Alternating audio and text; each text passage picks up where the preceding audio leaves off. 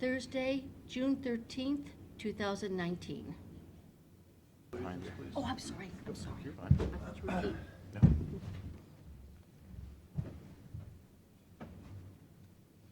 I pledge Allegiance to the flag of the United States of America and to the republic for which it stands, one nation, under God, indivisible, with liberty and justice for all. Please remain standing for our prayer. May the Lord who went about doing good be with you. God is love, is charity.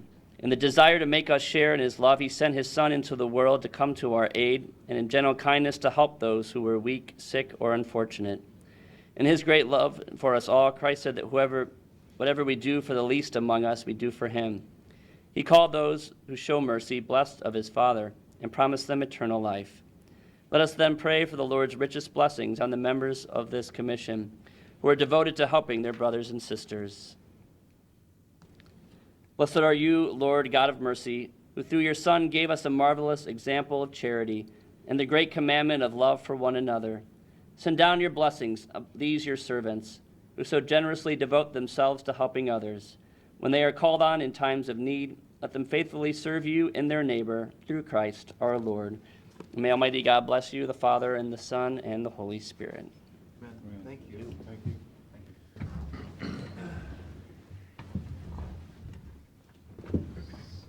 So we'll start with the Anybody from planning coming in for this? Yeah, Tim and Carrie. Steve's not at BOR. All right. I'm thinking that Leah is out there. 5:35. No, it should be at 9:30. Here No, she there's is. another one at Yes. 9:35.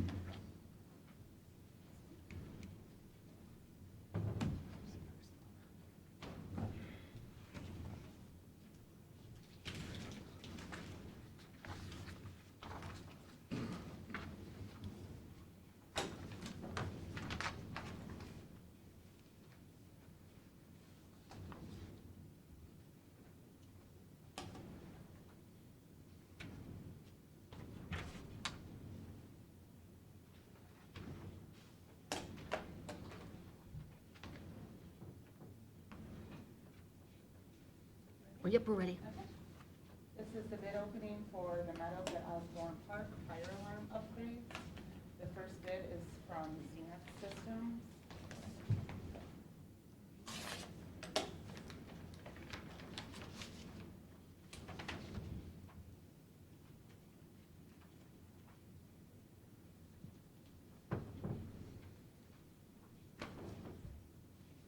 The bid guarantee is present.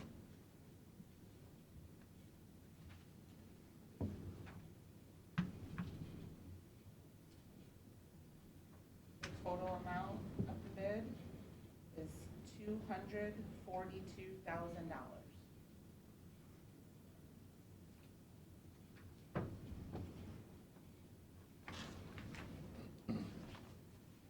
Second bid is from All Phase Power and Lighting. Celestial layout.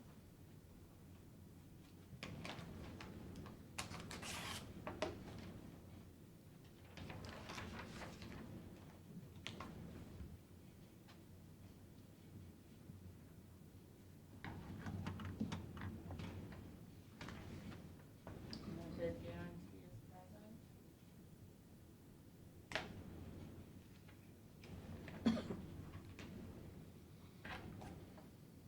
The total amount of the bid is $178,536.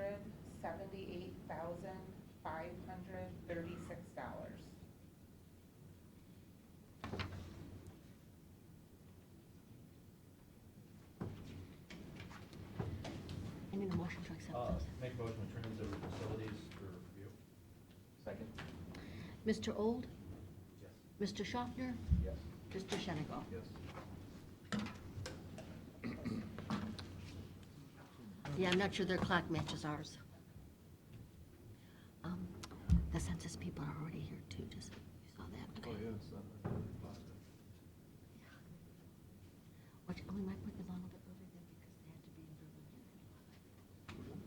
Census. Oh, I'm sorry, That's we're talking about two okay. different people. We might put them ahead of Pete.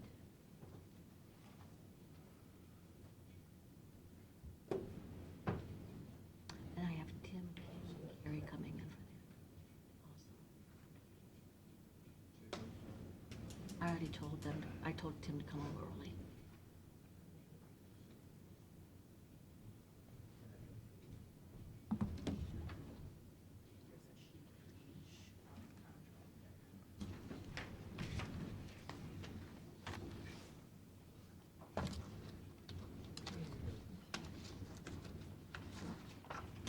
There's a page for each individual contractor, because we don't know which piece they're going to bid on. Do you have anybody? It says it.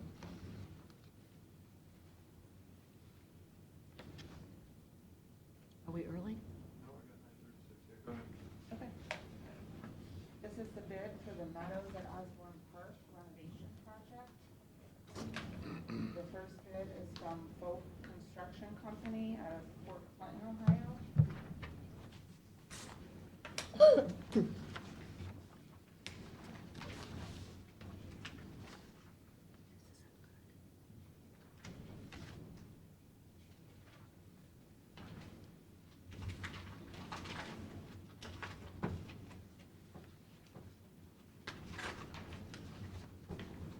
And their bid guarantee is present.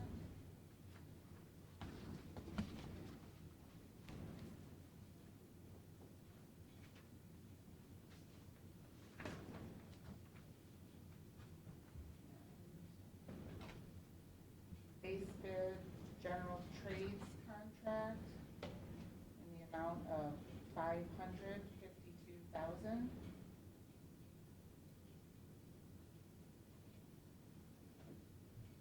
That's it? And, Oh.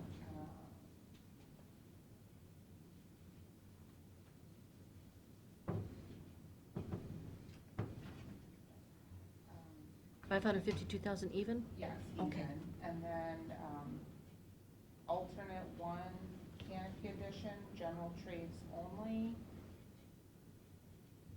$253,000.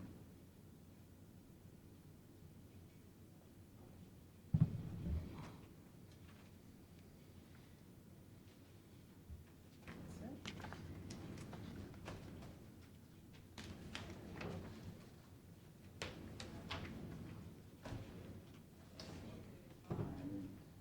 Second bid is from All Phase Power and Lighting, that's Ohio.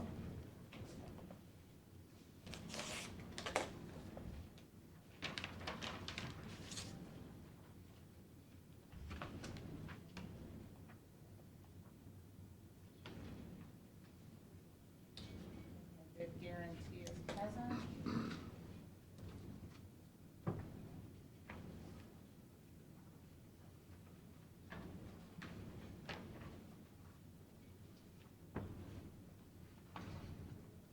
Base bid electrical trades contract, $40,579.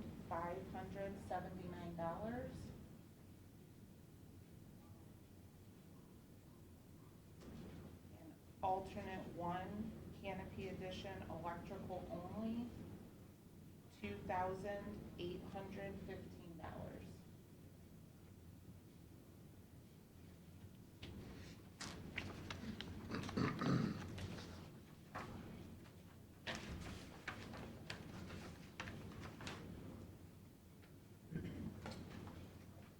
Third bid is from Zenith Systems.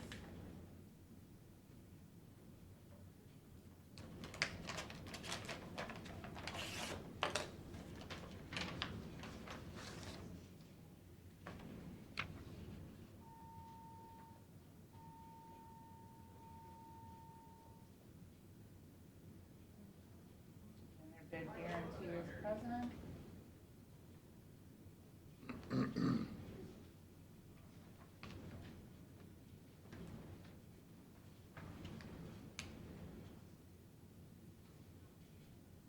Base bid electrical trades contract, $47,700.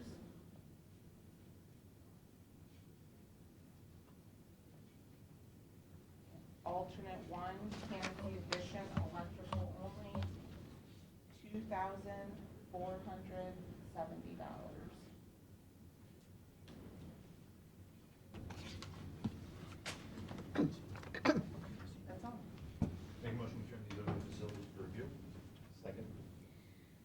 Mr. Old, Yes. Mr. Schaffner, Yes. Mr. Shenigo. You all?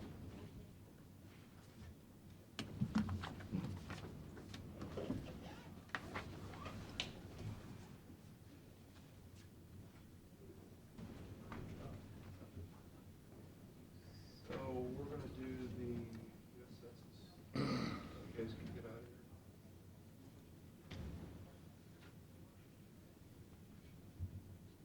here. Okay? We'll just do the excess management after that. That'll only take a minute. Okay? Okay. Good morning, You Commissioners. know what? I don't have my people here yet. I have 2 people coming from planning. I told them to come early, but not this early. Can we do access management first? That'll take 2 minutes. Okay, we'll get that over with. All right. I need a motion to recess into the Access Management Board of Appeals annual meeting. So moved. Mr. Schaffner? Yes. Mr. Old? Yes. Mr. Shenigo? Yes. Matt, are you? Okay. Right, your 3-year term has expired? Am I the chairman? No, you are not. Pat, it's on there. Pat is, you are. Matt is the vice chair. So I need a motion to appoint Matt to another 3-year Can I term. just make a motion to make him You can, when we get to that, if you want to do it now. Well, I probably should appoint him first. I'd like to move him right up. He's doing such a good job at this. We've made a lot of It's time. progress, yes. We have made a lot of progress. Okay. I need a motion to appoint Matt to another 3-year term. So moved. Second. Mr. Schaffner? Yes. Mr. Shenigo? Mr. Old? Yes. Okay, and then we'll do the election of officers. I- For Matt Old to be chairman. I need a I'll second, second that. okay? Mr. Great Schaffner? Yes. Mr. Shenigo? Yes. Mr. Old? Yes. Okay? And I need a motion for the vice chair. I'll make a motion for Steve Schaffner to be the vice chair. Second. Mr. Shenigo? Yes. Mr. Old? Yes. Mr. Schaffner? Yes. Okay, We need motion for secretary? we do.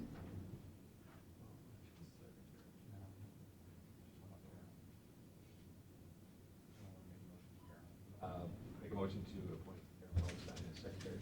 Second. Mr. Schaffner? Yes. Mr. Old? Yes. Mr. Shenigo? Yes. Is there any other business? No. If not, I'll make a motion to adjourn, or I'll take a motion to adjourn. So moved.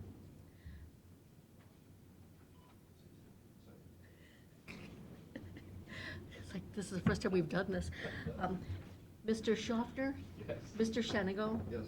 Mr. Old? Yes. Okay, now I need a motion to reconvene to the regular session. So moved.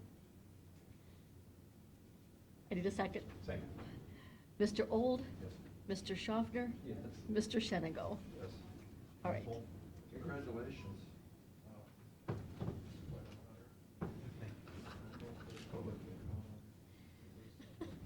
Is Carrie not coming? Okay, I think we're ready.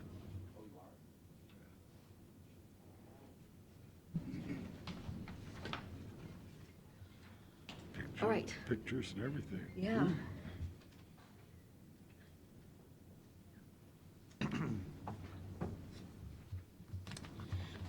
You all have a packet of information that they dropped off for you. Okay. Good morning, Commissioners. My name is Chad Stover. I'm from the United States Census Bureau. I'm a partnership specialist with the Bureau. The Bureau itself has 2 lanes going into the decennial census, one of those being the operations side, which actually does the counting. The other side is the partnership side. The partnership side, we start at the state level with the highest levels of government, move into the counties, highest levels of government, and continue to move down. We also partner with faith-based organizations, with nonprofit organizations, et cetera, to make sure that the word gets out and the count is done completely. I'm also here with my colleague, Chris Zess. Chris Zess will be your partnership specialist for this area. She's currently a new hire. So she's undergoing training, so right now she is shadowing me. I'm from Delaware County, so I'm up here for today. Thank you for having us today. We much appreciate it. My briefing today is twofold. The purpose is twofold. First of all is to give you an update on what the decennial census, 2020 census, is going to look like. The second thing is to talk to you about a complete count committee, which is a community type organization. It allows the common knowledge within the community to be used to get out to the hard to count populations to ensure that everyone is counted within your county and to make sure that the federal funding that goes along with that counting follows it. So first of all, why do we even conduct the decennial census? Article 1, Section 2 of the U.S. Constitution states that you will conduct it every 10 years. The real reason behind it was apportionment in the U.S. House of Representatives. So every 10 years, we reapportion in the U.S. House. It's also used for redistricting at the federal, state, and local levels, which I'm sure you're familiar with. So that information, once it's released back to the states, is utilized for that purpose. The other is the distribution of over $675 billion that comes from the federal government to states and local governments based off of the decennial census count. The decennial census is the one time that we get the opportunity every 10 years to basically take an inventory of 100% of the U.S. population. So for 10 years, the distribution of those funds in the 13 plus programs, those being Medicaid, those being Title I, school lunch program, Head Start. In 2020, that number you live with until 2030. So that's why we want to make sure that we get that right. One of the highest undercounted populations is children under 5. So to put it into practical format, a child who is not counted on the census that's 4 years old, the next time they're going to be counted is 2030. They're 14 years old. They've gone through Head Start potentially. They've gone to a school that's funded by Title I, used the school lunch program, however, they have not been counted for federal funding.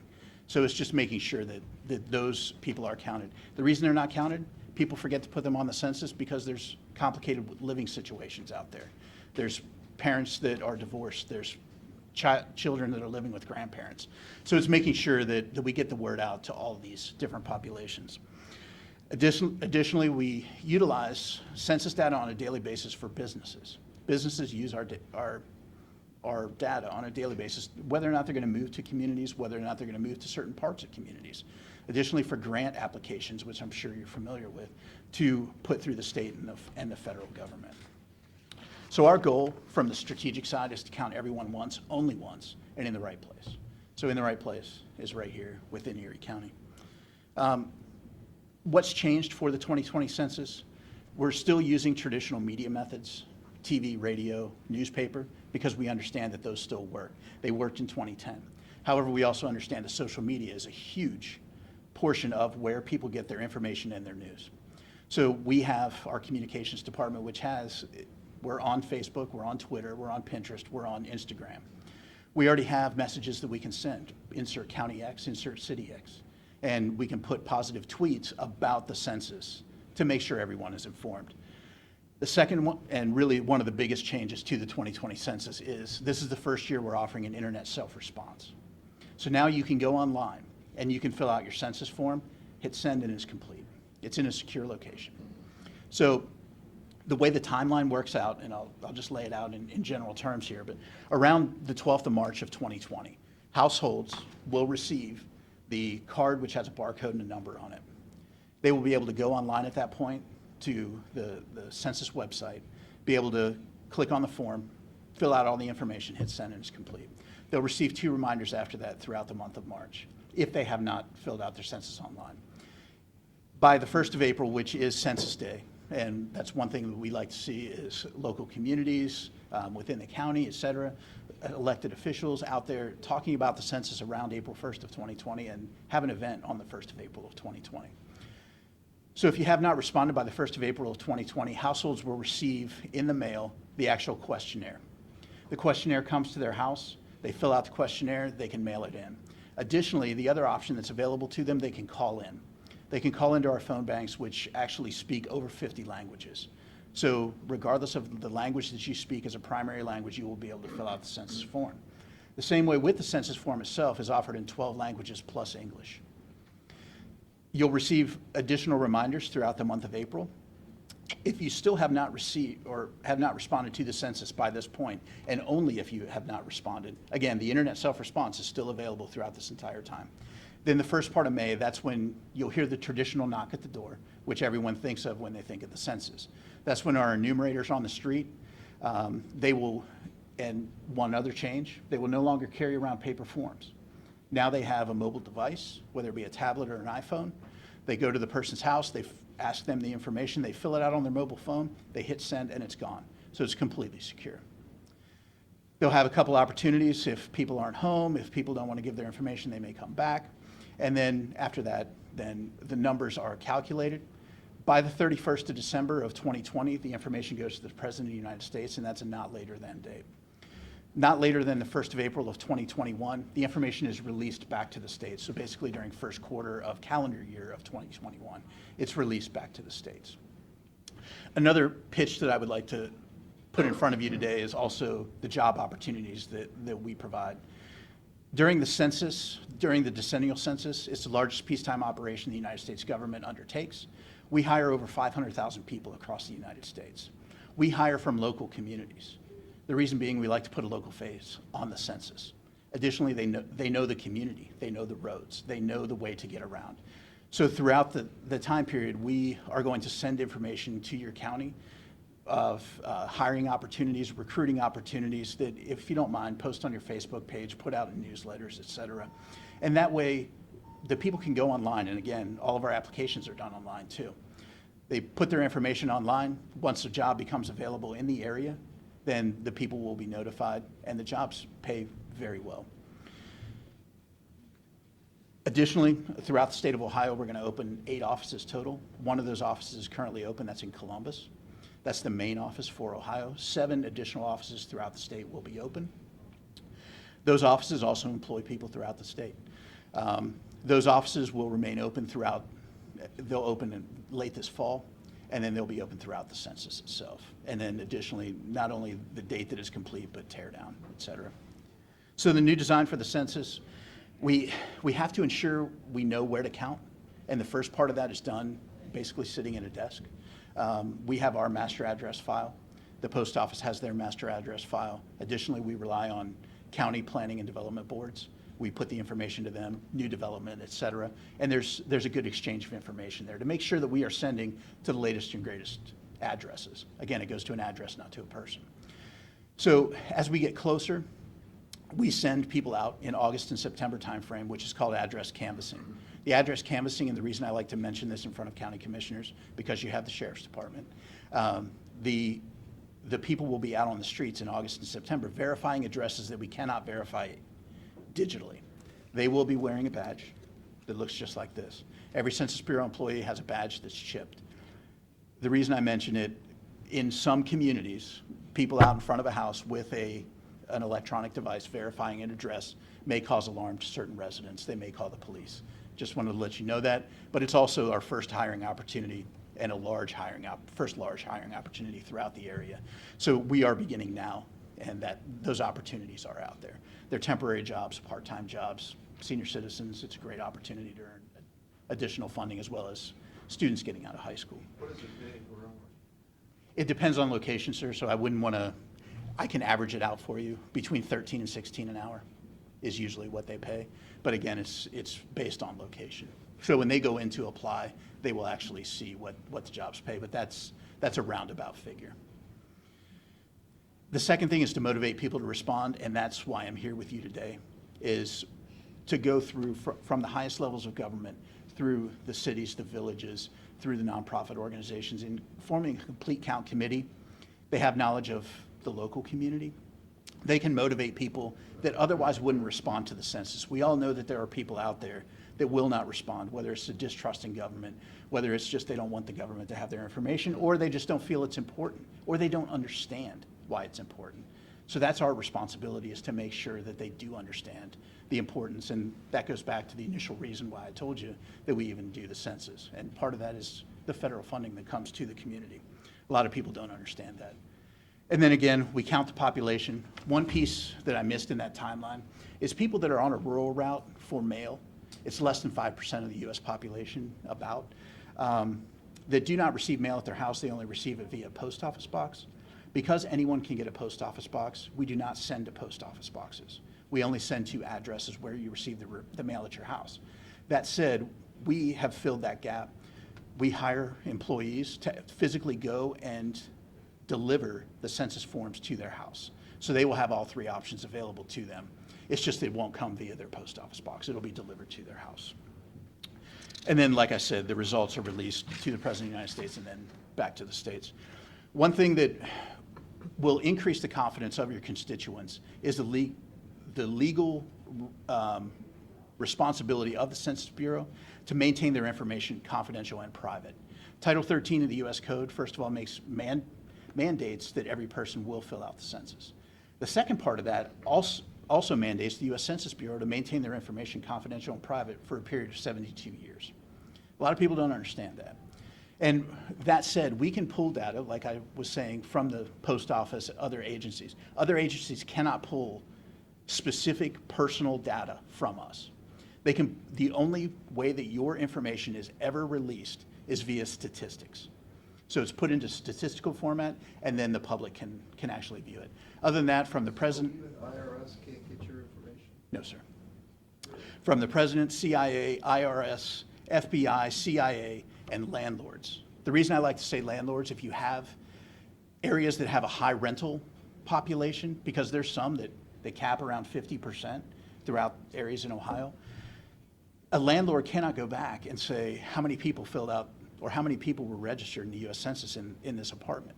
Yeah. There may be 2 people on the lease, 5 people living there. All 5 people need to be counted because they use your roads, they use your EMS, they use your fire, they use the local things and we want to make sure that everyone feels comfortable in being counted. So they could ask for the information all day long, they will not get it. So they cannot pull information from the Census Bureau, personal information. I want to make sure that's clear.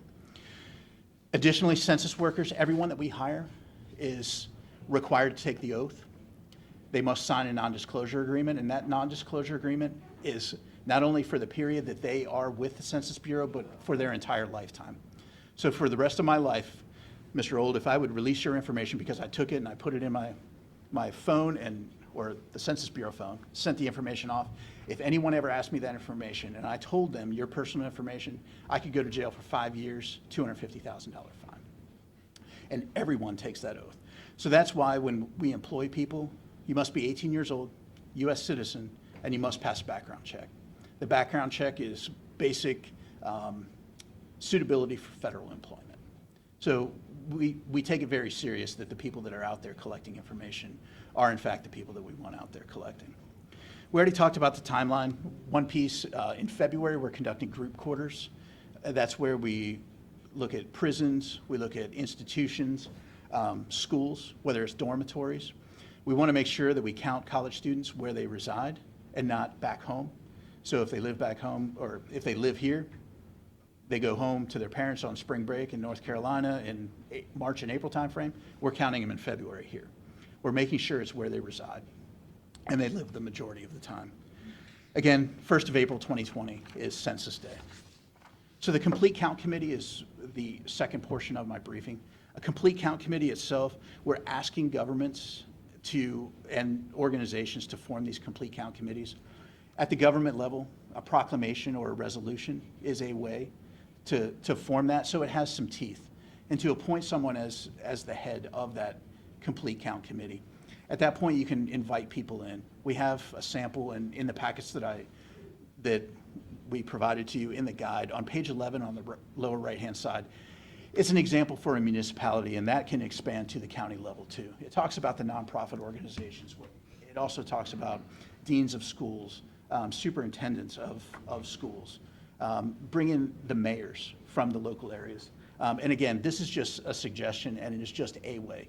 We understand that based on the 88 counties throughout Ohio, each one is different. Each one is going to have a particular flavor. And that's why the Complete Count Committee is extremely important to be held at the county level and then also potentially at the cities, because each city and village throughout your county is different. So to make sure we get at the areas that are hard to count.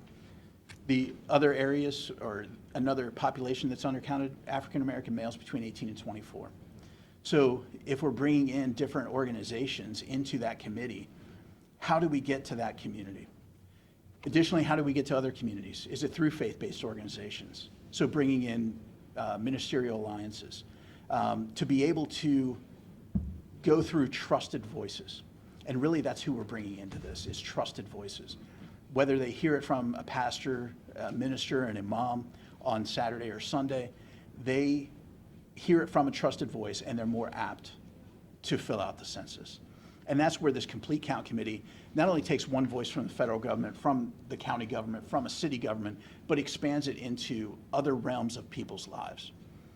In getting after the under 5 population as well as school kids, we understand through voting, in the mock voting that children do in school, things like that, it's kind of like a pressure to their parents. Hey, did you vote today? Well, we have the same thing with statistics in schools. Statistics in schools goes from kindergarten through 12th grade, and you can do social studies, history, as well as math. The lesson plans are already approved to the Common Core level. The teacher can print them off. They can put it in front of their students. They can teach them a census lesson that day, and then the kids go home and they say, guess what I learned today? Did you fill out your census? And they understand something about the census. So that's already out there and it's available and it's on our websites for them to use. So what does the CCC do for the community? It utilizes a local knowledge base. It's not the federal government coming in and telling you how to do this. It is your community with volunteers and people coming into this that have knowledge, they speak the language, they understand what people need, require. Additionally, when you go to the nonprofit organizations, where people go to receive assistance, if we educate those people that they receive assistance from on what the census and being counted provides, then they're more apt to be part of that solution. So that's really where the Complete Count Committee itself focuses. It's a neighbor-to-neighbor type program. It really is. Once we educate, and we being the Census Bureau, so once a proclamation or a resolution is signed, the committee is formed, then we come in and we give a training. The training lasts about 2.5 hours. I know it sounds like a long time, but we are educating them and giving them a much more in-depth presentation and to allow them to have the knowledge base to answer some tough questions. Additionally, they know where to find us, where to find information from the Census Bureau websites.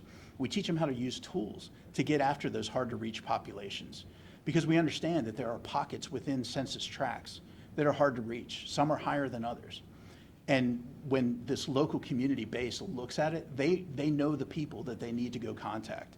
And then they pull those people into the committee, they educate them, and then put them back out in the community to spread the good census word. So we will train them. Additionally, as part of that training, we do a practical exercise. The practical exercise actually starts your county down the right path of a strategic plan.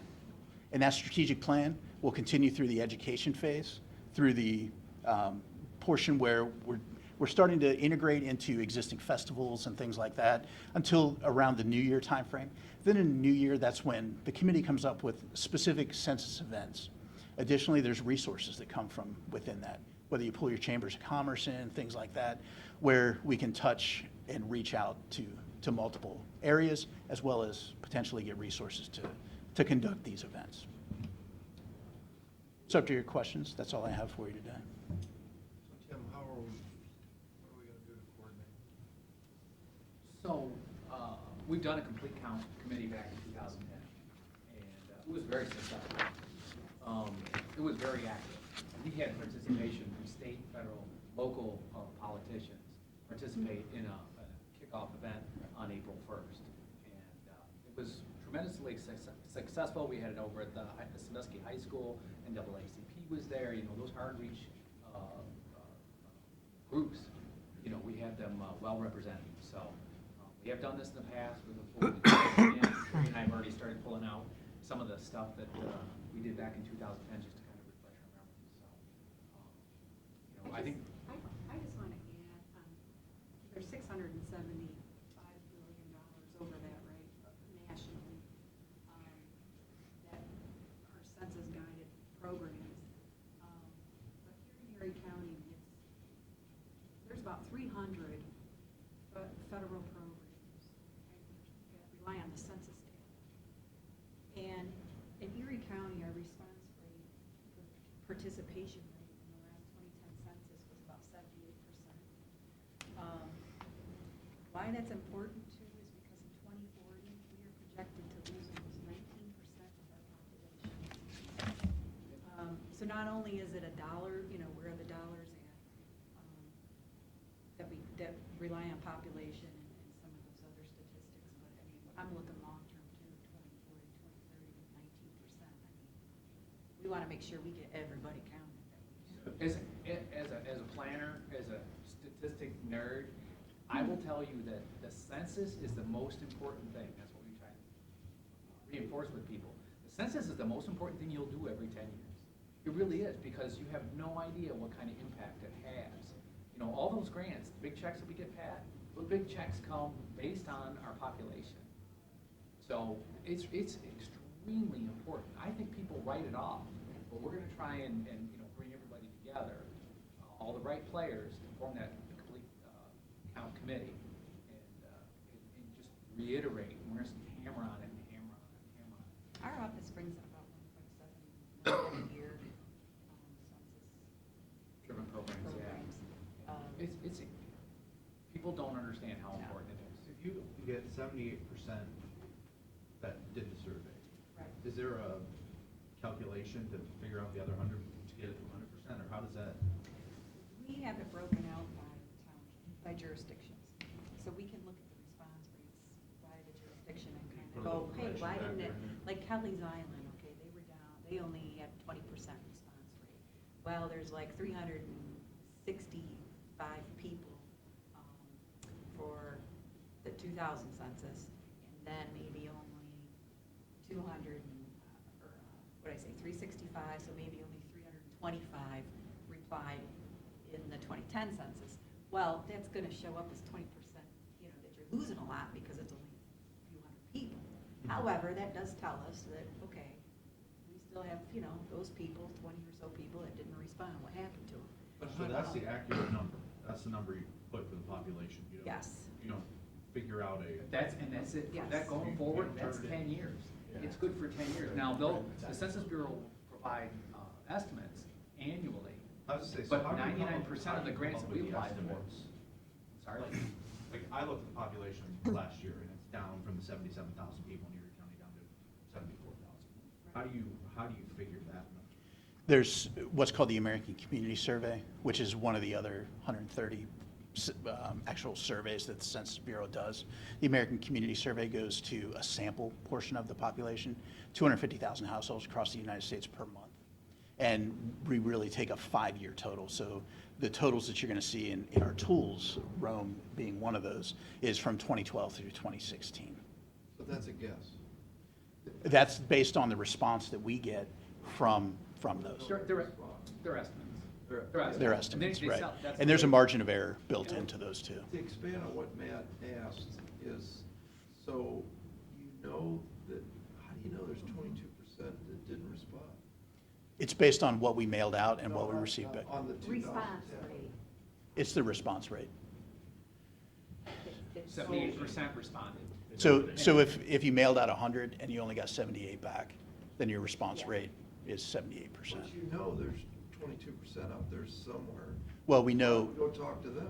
again, we put out to domiciles. You mail it to a residence. It's not mailed to a person. But additionally, when we do talk about people, we also survey homeless. So when we're doing this operation and through the Complete Count Committee, we will go to homeless shelters, soup kitchens, et cetera, to try to make sure that every single person is counted. But- And there's other and- programs too that we do in our office, like the Right. Luca program, I literally went and compared all of the census addresses and their master list from the 2010 census list against what we have on our auditor's address list. Right. I mean, I went through every neighborhood to make sure and capture as best I could any new buildings, any new homes, new addresses, any that need change. I mean, there's other programs that go along with this complete count, but it is awareness. And so she did the address comparison. Yeah. She did that recently. And now we're into the new construction phase as well. Yeah. So we'll be picking up, we'll be working with John Zimmerman, building inspectors from around the county to pick up any new construction. And that's gonna get us as close to all the new addresses that we possibly, you're never gonna get 100%. We can strive to get 100%, we'd love to get 100%. You'll never get 100%. You're gonna have the homeless people that hang out under a bridge, that don't wanna be counted, that don't want anybody to know where they're at. You're always gonna have that, you're gonna have, how should I say, there's a certain population that doesn't want the government to know where they're at. Whether they have legal issues or whether they just don't think it's the Census Bureau's business to know how many cars I have in the driveway or how many bedrooms I have, or whatever. The highest response rates from the 2010 census were, some jurisdictions hit 85%. There wasn't any that went for response Do you rate find above it, that. do you find more response from the southern part of Erie County or the northern part? The northern part is more urbanized than southern part. Perkins Township reached Yeah, that's right. 85. 83. Sandusky was down. Berlin Village, 83. Berlin Township was 84. Lawrence and Groton were 85. Huron was 83. Margaretta, 81. What was Sandusky? Sandusky's? Sandusky, 76. So that tells me, okay, And there's an they're- area we and have that's to the hit. city, and they lost the most population. 7%, They lost the 7.3%. most, and they had a lower response rate. Yeah. That's why it's so important. Oh, I know. And the, I mean, it's dollars out of our pocket. I mean, I want my tax dollars coming back here. I don't want to go to San Diego or wherever, Dallas. This deals with actual responses. There's no guessing, there's no estimates. You only get counted. if you Decennial go is a through that hard process. count. It is. That annual for the 5-year, those are the true estimates. right. So, you brought something up about the cars. Do I get counted if I put my name down and I fill out some of the form, not all of the form? So for the decennial census itself, in 2010, we started using only the short form. The short form takes less than 10 minutes to complete, and I'm It's 10 getting to your it's answer. 10 questions. Right, 10? Well, to be determined. I'm sorry? There's still one that's with the Supreme Court right now. So right now, we don't know the exact number. However, it takes less than 10 minutes to fill out. And that said, so yes, we would like people to fill out the entire form. That's where we get the most complete data from. Now, if you do not fill out every question, it increases the opportunity that someone will, even though you fill out your census form and send it in, that someone will do the non-response follow-up, come to your house and knock at your door to try to fill in that remaining question. Additionally, you may get a call from the Census Bureau. It's the only time that the Census Bureau really has your phone number. So you will get the call from the Census Bureau to try to, then we will try to follow up with you, non-response follow-up at your door. But do I get counted? I filled it out, gave it back to you, put my name down. Short answer is yes. Okay, so they won't say, oh, this guy didn't tell me how many cars he's got, throw it away. We go for as complete response as possible. But the short answer is, all I get, if I give you my name, I tell you how many kids, I don't have to give you my phone number, that's none of your business. And I don't have to tell you how many cars I got. Right. And you won't be, You're okay with it? you won't be asked that on this form, but yes. On the long form. The long form, that's the Long American form's Community 100 Survey. It's 100 questions. The American, That's it's through the ACS. But there's a long form and a short. How many cars is your household? How long does it take you to get to work? How many toilets do you have? But now Google knows all that too. Yeah. Right, and- I use that information for long-range. Right, there are plan, people that use it. transportation plans, So you're and saying that some people get a long form and some people get a short form? no. So the American Community Survey is the one that's sent between census years. Oh, okay. And So we're that's, done with that. that's the sample population. It goes out to 250,000 households per month across the United States. The long form used to go to 1 in 6 households in 2000 and prior. Now, 2010 and beyond, people, for the decennial census, only receive the short form.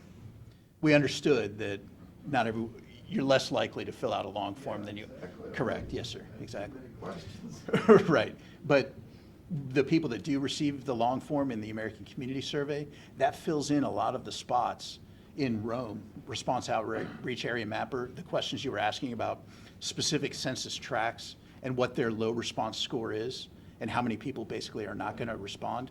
That fills in a lot of the demographic blocks that allow us and that complete count committee to get out into that community and answer who do we need to contact because they're less likely than not to respond.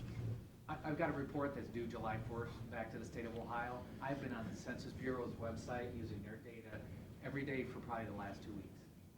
And That's- business, That's how much we use it. Curious We to see. rely on it. Every product that I do is pretty much documented.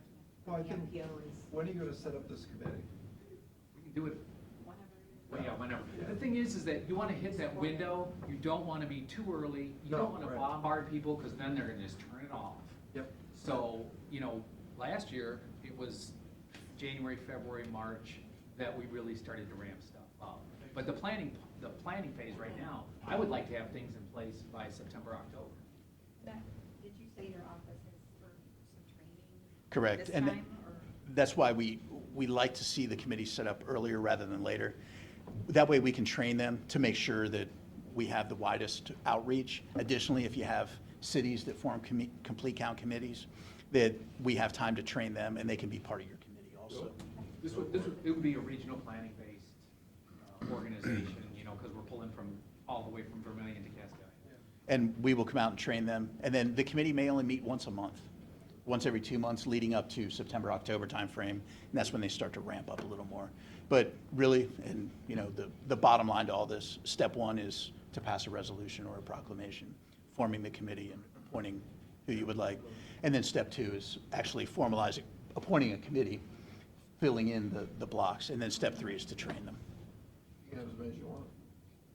There's no limit. Yeah, there's a thing in here that It's- shows you Okay, we suggestions, got so. you. Yeah, and it's Yeah, all, I think you're it's right. all I up to don't the think you community. wanna Get out there like an article in the paper yet. We'll put it on Instagram today, that the Census Bureau was out. Facebook page. Yeah, absolutely. Got a That they picture. were out, and we were talking about it, just kind of planting a seed, for I next think year. our last committee, we usually had like 5 or 6 people. on Core it. people, yeah. 4. And, well, I am amazed at what we pulled off. I think you ought to get 40 people, because I think, like you said, the churches and. Yeah. Yeah, the committee itself will be larger, but you'll have a core group that'll be the boots on the ground, Yeah. getting stuff done. Well, we'll pass a resolution essentially authorizing Yeah. regional planning, come up with the details and. And we can actually provide verbiage. We have a fill-in, basically. That'd be helpful. What's Yes, the sir. average response rate nationwide?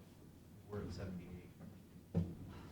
I would have to go back and look at that. We actually got It varies. We got an award from the Census Bureau the last time, because ours was higher than the state average, yeah.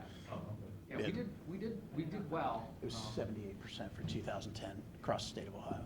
It went down 1% from 79. But We're reaching for mid-80s for this one. like Carrie said, we're looking at a 20% loss in the next 40 years. The state of Ohio is projected to be flat as a pancake. Erie County has an aging, we're the 6th oldest county in the state of Ohio. We have an The aging, sixth oldest 6th county? oldest. And I think Ottawa County is number 4. There's 2 down on the southern border that are older than us, or 3 that are older than us. So we have an aging population, we have a dwindling population. It is imperative that we get as close to 100% participation as we possibly can. Maybe what we should be doing is starting a program for people who have no kids. I don't even want to go there. I'll leave that up to you. Time, 9 months. Well, if they're born on April 1st of 2020 or before, they're counted on the U.S. Census. Get going, but. Get busy. Maybe that's how we start. Turn off the committee. recorder. Gentlemen, subject to any more of your questions. Bet you never heard that before. I could say that's a first, yes. Am Stick around. am I a little redder right now? Stick around, there's plenty more. Well, Great. you make sure you tell people all around the state that Erie County's first in propagation. All right. Again, thank you very much for your time. I Got rid appreciate of it. that grease, thanks. Thank you, I appreciate it. Have a good day. Very good. Do your job as a commissioner. Get out there. Countries that are giving big subsidies over for having more children. Not uncommon. Back to the usual crowd. Little Richmond general fund. Maybe general fund, we, for every new baby born, we could do a stipend. They do now, it's called. Let me write this one. It's important, you heard how many billions of dollars over there. Right down. All right, so I thought you said don't we have, Billion-dollar babies. yeah? Pete? Where are the resolutions at on now? And I'm not, gee, Go ahead, Pete. Okay, I know last week you were asking about the Kelly's Island drainage project. We got any responses? Well, I did. You got 5, right? I don't know, I got 7 out of 13, actually. There were 13 property owners, I got responses from 7 of them, and it's a real tight race here. 2 respondents said they will make their payment in full. 2 said they'd like the 5-year, 3 said they'd like the 10-year. That's pretty tight. So what do you want to do? Maybe we'll get a few more responses. For one thing, on their letter that went out, they put down the wrong email address for me. Even though a couple people figured it out anyway, because I did get a few emails. And even though they were supposed to get back with me by, I think, yesterday, even though I didn't say there was a timeline of cutoff or anything like that. Yeah, And let's try to get the rest. Where's the schedule? Give them a little time. yeah, we get some more time. I mean, obviously, this project's not gonna get done till probably end of summer anyway, so. So we have to choose one of those options? Ultimately, we Well- select 10 or 5. Right. Or they can pay upfront. Right, yeah, you've always got the option to pay up front, but it's a matter of how long do we wanna we could go up to 15-year, but we just chose, a couple smaller lengths, so obviously it's, some people would like a shorter one, some people would like a longer one. Because this is going through the treasurers, so Right. we don't want to get out there too far. Yeah, and again, you don't want it, we won't sell this bond till after, the project's done, people have got their 30-day notice, and after that 30 days, whether they've paid in cash or whatever, and then when we know our final number, then we'll issue the bond, which, could very well be towards the end of the year.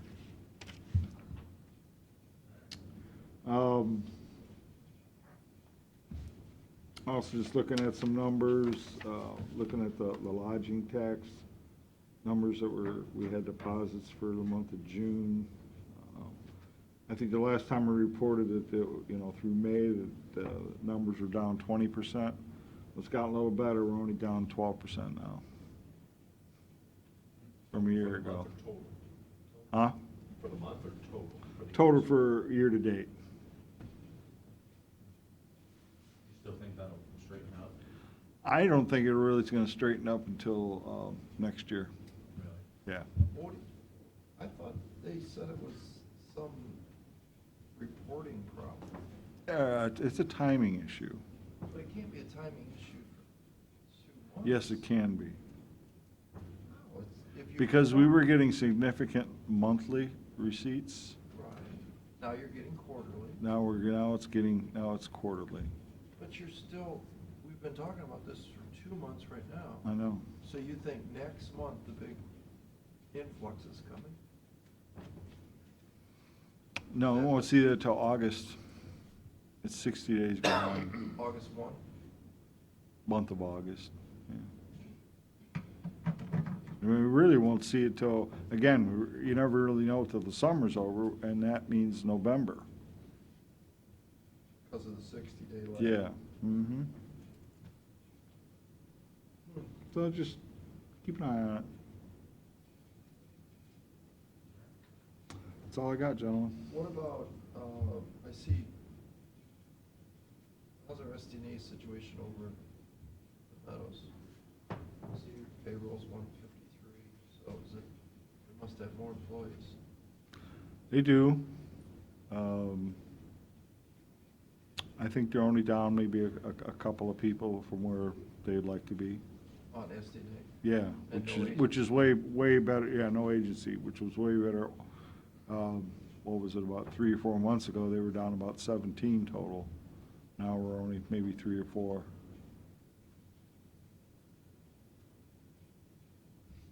So that has improved. So it worked, right? It is, I haven't seen the census jump up correspondingly, though.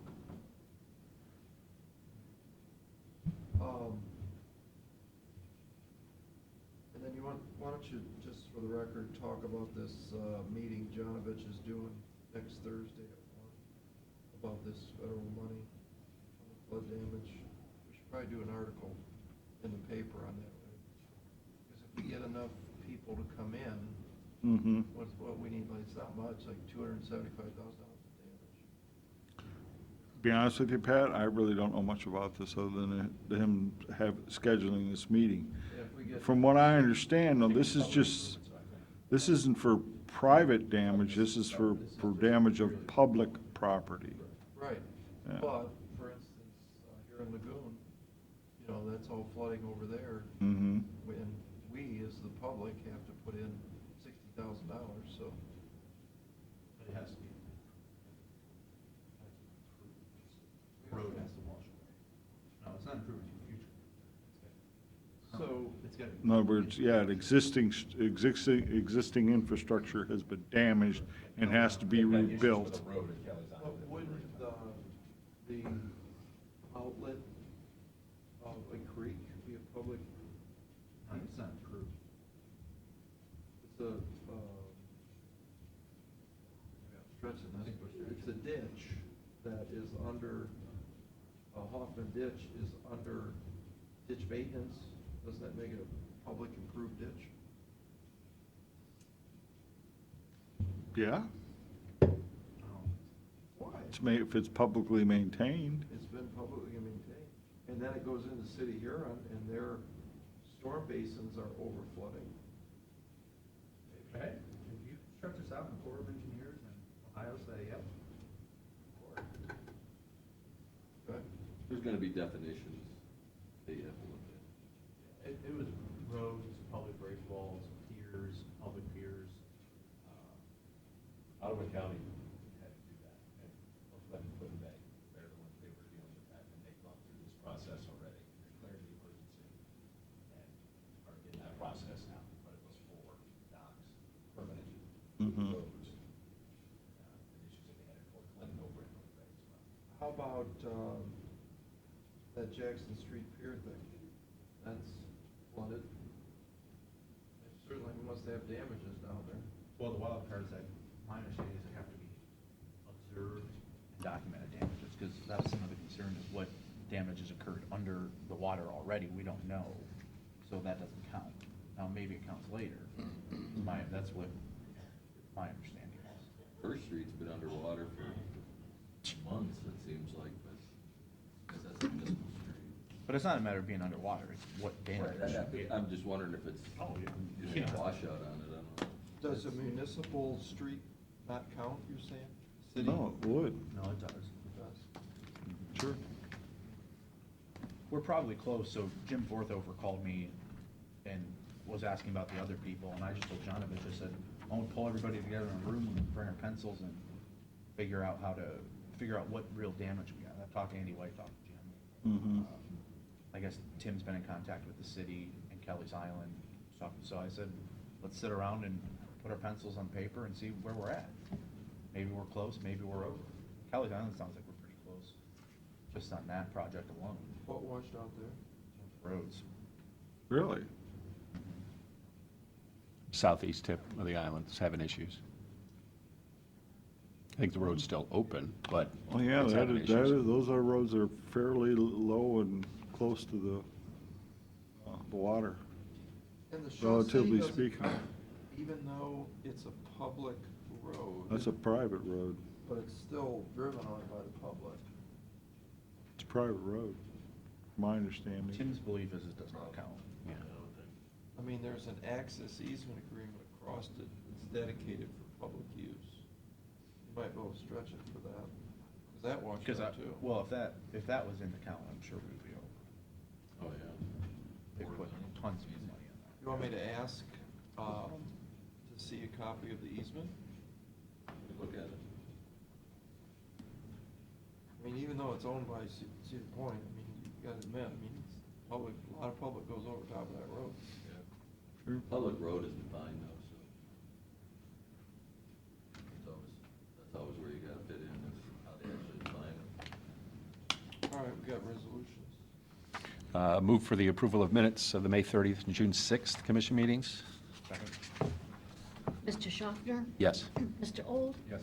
Mr. Shenigo? Move for adoption of resolution of the Board of Commissioners for the purpose of authorizing Tim Jonovich, Erie County EMA Director, to execute and file appropriate applications to the State of Ohio and to the Federal Emergency Management Agency relative to the Disaster Relief Act. Second? Mr. Schaffner? Yes. Mr. Old? Yes. Mr. Shenigo? Move for adoption of resolution of the Board of Commissioners for the purpose of declaring certain items surplus and ordering same to be discarded or salvaged. Second? Mr. Schaffner? Yes. Mr. Old? Yes. Mr. Shenigo? Move for adoption of resolution, Board of Commissioners authorizing the county auditor to make interfund transfers. Second? Mr. Schaffner? Yes. Mr. Old? Yes. Mr. Shenigo? Move for adoption of resolution, Board of Commissioners for the purpose of approving the Ohio Department of Rehabilitation and Corrections subsidy grant agreement for 408 community-based non-residential corrections programs. Second? Mr. Schaffner? Yes. Mr. Old? Yes. Mr. Shenigo? I need to sign these. Move for adoption of resolution, Board of Commissioners for the purpose of declaring certain Erie County equipment surplus, ordering same to be sold by internet auction. Second? Mr. Schaffner? Yes. Mr. Old? Yes. Mr. Shenigo? Move for adoption of resolution, Board of Commissioners for the purpose of amending the Erie County personnel policy manual. Second? Mr. Schaffner? Yes. Mr. Old? Yes. Mr. Shenigo? Move for adoption resolution, Board of Commissioners, for the purpose of authorizing payment to Midwest Compost, Inc. for services provided to the Department of Environmental Services. Second? Mr. Schaffner? Yes. Mr. Old? Yes. Mr. Shenigo? Yes. Move for adoption resolution, Board of Commissioners, for the purpose of approving the Ohio Department of Rehabilitation and Corrections subsidy grant agreement for 407 community-based corrections programs. This is intensive supervision probation, non-residential felonies. Mr. Schaffner? Yes. Mr. Old? Yes. Mr. Shenigo? Yes. Move for adoption resolution, Board of Commissioners, authorizing the county auditor to make budget modifications. Second? Mr. Schaffner? Yes. Mr. Old? Yes. Mr. Shenigo? Yes. Move for adoption resolution, Board of Commissioners, for the purpose of entering into an agreement with the Shelley Company. Second? Mr. Schaffner? Yes. Mr. Old? Yes. Mr. Shenigo? Yes. Is that it? Yep. I asked you on that pharmacy for the sheriff, is it 32,000? It's the same fund number, or is it 93,000? The price, how much are we spending? What's the budget number? Is that what that means? The 33 and the 93? The 33 is the purchase order that's out there. What's the 93 mean then? They must have two of them. But same fund number. Same account and phone number, yes. Is that They on? do multiple purchase orders. So, So like when you do your temporary budget, Right. they can only do so much, they can only put in so much into a purchase order. It's covered during that temporary. So Then they can do another one that covers the rest of the year. So what this probably you're seeing is, one is the is like one for the temporary, one for the rest of the year. So the 93 was the temporary probably? No, 32 is a temporary. So. 93 would be for the full rest, for the other 9 months. But you add them both together, so 120. Mm-hmm. Yeah, 125,000, yeah. Is that psychotropic drugs as well, or just? Yeah. Yeah, I think so, because that's what we get the reimbursement on. From, We've been getting roughly about 18,000 per per half of the year. So 36,000. Yeah, Didn't we used to get funding from the mental health board on that? no, we never did. On the psychotropics? Just recently we are.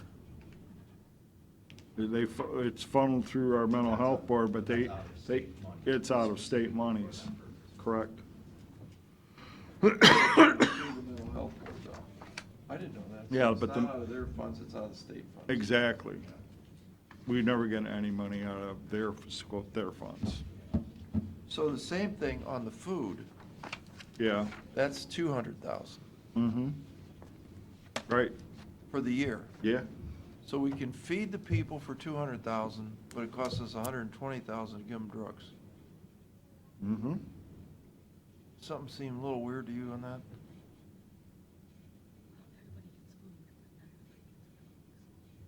Well, it sounds like most people Drugs do are a need lot more drugs. expensive than food. Huh. I think most people who need drugs don't have just one. They're usually on a lot. Yeah. That just seems like a lot of money. Mm-hmm.